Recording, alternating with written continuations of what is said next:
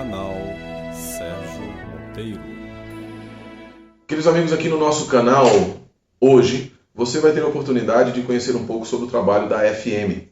A AFM é Advanced Frontier Missions, e nós convidamos um dos missionários, o pastor Vânios Dias, que é um missionário de carreira da AFM, para descrever um pouco o seu trabalho, a origem da AFM e os objetivos deste trabalho tão bom, tão maravilhoso, que é feito pela Igreja Adventista do Sétimo Dia no mundo. Então fiquem aí com uma mensagem a respeito, uma introdução, um pouco do conhecimento sobre o que é a Advanced Frontier Missions. Que Deus abençoe vocês. Olá pessoal, tudo bem? Meu nome é Vânios, eu sou missionário de carreira da AFM Brasil e eu estou aqui hoje para te contar um pouco sobre os desafios da pregação do Evangelho na Janela 1040. Eu não sei o que você conhece sobre a Janela 1040, mas a Janela 1040, resumindo para você, ela pega desde a Oceania até o Oeste Africano, toda a faixa do Oriente Médio, e ali é só, simplesmente, o lugar mais difícil de pregar o Evangelho na face desta terra. Ali residem algo em torno de 3 bilhões de pessoas, e mais de 90%, e podemos falar em bem mais mesmo de 90% dessas pessoas, nunca ouviram, eu disse nunca, e não é força de expressão, é literalmente, nunca ouviram falar de Jesus. E você talvez a essa altura está se perguntando, mas será que é possível mesmo um lugar onde ninguém nunca ouviu falar de Jesus?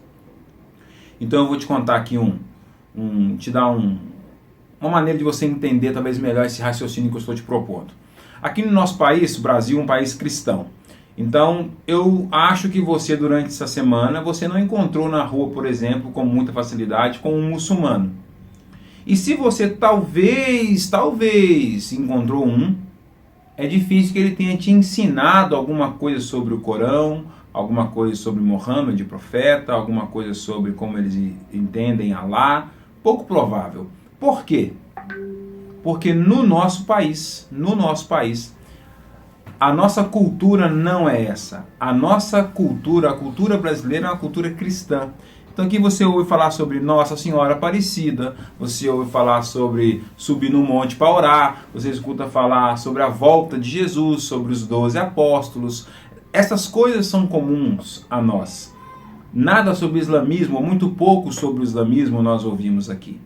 Então você dificilmente essa semana encontrou um islâmico para falar com você sobre a fé islâmica. Da mesma maneira, vamos imaginar agora isso num contexto ao lado contrário, pensando nos nossos amigos lá na Janela 1040, aonde em muitos países, eu disse muitos mesmo, a maioria deles, é até proibido pregar o Evangelho. Se é proibido pregar o Evangelho, qual a chance que você acha que tem de alguém ouvir falar de Jesus lá? Porque lá ele escuta falar de Maomé, lá ele escuta falar do Corão, ele não escuta falar com facilidade de assuntos relacionados ao cristianismo. E vou te contar uma história ainda. No ano de 2014, quando eu voltei da África, eu passei uma semana ali no Marrocos. E nós ficamos no hotel, como é de costume, né? Qualquer pessoa que se hospeda num lugar, procura um hotel para ficar. Eu com a minha família ficamos no hotel, nós fizemos um culto ali no domingo de manhã, num dia de manhã que nós estávamos lá. E depois que fizemos o culto, eu peguei a minha Bíblia e coloquei minha Bíblia em cima de um puffzinho desses normais que tinha lá no hotel. Depois que nós saímos, quando nós voltamos à noite, fomos passear, fomos em Marrakech, fizemos uma coisa típica de turista bobo, né, que não conhece nada e quer conhecer as coisas. Aí fomos lá conhecer, sem saber falar nada de árabe. E fomos andar lá por Marrakech e Casablanca. Quando nós voltamos à noite, o quarto estava arrumado, impecável, muito arrumadinho. Só que teve um detalhe que me chamou a atenção. A minha Bíblia que eu usei de manhã estava aberta no mesmo lugar e estava na mesma posição que eu deixei em cima do puff. Ou seja, quem mexeu lá, quem arrumou o quarto, não tocou na minha Bíblia. E eu fui pesquisar, achei curioso, né? Fiquei curioso sobre aquele fato, fui ver como é que eles pensavam, como é que estava acontecendo de fato, tentar buscar alguma informação.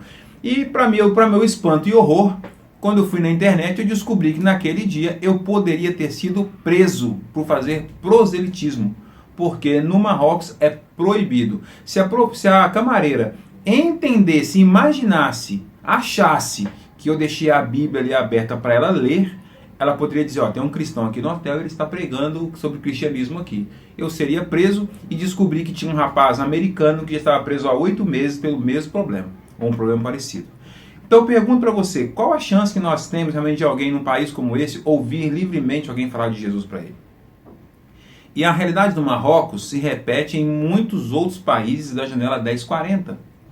Então, quando eu digo para você que é de fato um desafio pregar o evangelho ali, é porque realmente é mesmo, não é fácil pregar o evangelho.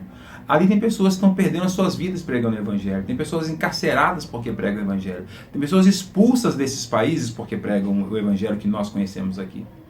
Então, eu queria convidar você a entender um pouco mais sobre o que é a janela 1040, entender o que Deus, quais as dificuldades, né, que o evangelho encontra naquele lugar, para que você pudesse fazer planos de, no mínimo, orar pelo trabalho ali, mas também contribuir, quem sabe de duas maneiras, contribuir indo ao campo missionário em algum momento e também, por que não, contribuir mais com as suas ofertas, seus donativos, que podem ajudar ali as pessoas que trabalham naquela região do mundo. Uma coisa importante também que você deve raciocinar, que você deve lembrar, é que aqui no Brasil nós falamos com frequência, ouvimos muito isso, de que breve Jesus voltará. Eu sou cristão, conheci a mensagem bíblica quando eu ainda era uma criança, eu tinha 8 anos de idade. Ia fazer 8 anos de idade. E desde aquela época eu escuto falar que Cristo vem, prepara-te, breve Jesus voltará. Só que já se passaram muitos anos e Jesus ainda não voltou.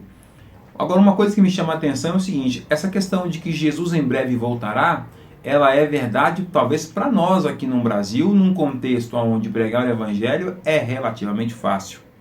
Eu quero ver você ter coragem de dizer para alguém lá na janela 1040 que Jesus em breve voltará. E por que eu estou falando isso? Porque um dos pré-requisitos para a volta de Jesus é a pregação do evangelho.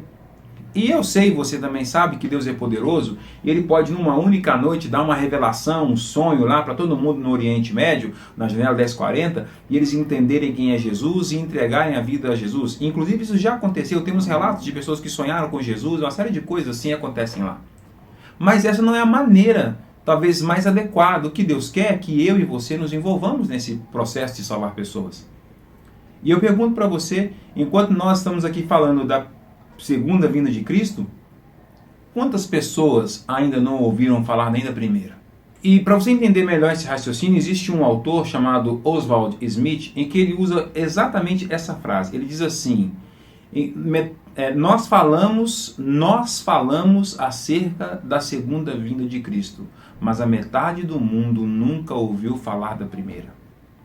No nosso planeta, com 7 bilhões de habitantes, você falar que mais de 3 bilhões não ouviram realmente falar de Jesus, esse texto de Oswald Smith, ele é absolutamente pertinente, absolutamente real. E o meu desafio para você aqui hoje é você conhecer mais sobre o trabalho que a FM faz, a FM aqui no Brasil e ao redor do mundo, para que você possa entender quais são as necessidades que nós temos de apoio para a pregação do Evangelho em lugares como a janela 1040. Para você ter uma ideia, o ano que vem nós pretendemos iniciar um trabalho ali em Guiné-Bissau. Guiné-Bissau é um país com 1.800.000 habitantes. E a população lá está dividida mais ou menos assim. 51% dela é animista. Animistas são aqueles que invocam os espíritos. Nós poderíamos, quem sabe, dizer aqui no Brasil, num contexto mais com a nossa cara, dizer que são os macumbeiros. Aqueles que invocam os espíritos de diversas formas, né? Mas vou dizer assim que é um negócio um pouco mais agressivo do que nós estamos acostumados aqui. 47% deles agora são muçulmanos. Então você tem 51% de animistas, você tem 47% de muçulmanos, e aí sobraram apenas 2% que são cristãos. Cristãos que eu digo, cristãos evangélicos mesmo, envolvidos na pregação do evangelho. Um dado curioso é que entre os animistas você vai ter alguns católicos, vai ter algumas pessoas de outras denominações religiosas. Porque em alguns contextos animistas, ou em alguns contextos religiosos, eles aceitam o animista lá dentro, né? Não são todos, mas em alguns casos aceitam. Então veja, você ainda tem dentro dessa fatia animista um pouco de cristão lá dentro preso nisso. E se não ficou claro para você, eu vou dizer o seguinte: o animista, ele adora o diabo, ele invoca o demônio. Então, veja agora, num país como esse, com essa dificuldade, como que esses 2% vão lutar sozinhos lá? Então você e eu precisamos nos envolver. E o nosso convite aqui hoje para você também é para você conhecer o nosso projeto de trabalho lá em Guiné-Bissau, para que você possa ser também um apoiador do nosso projeto.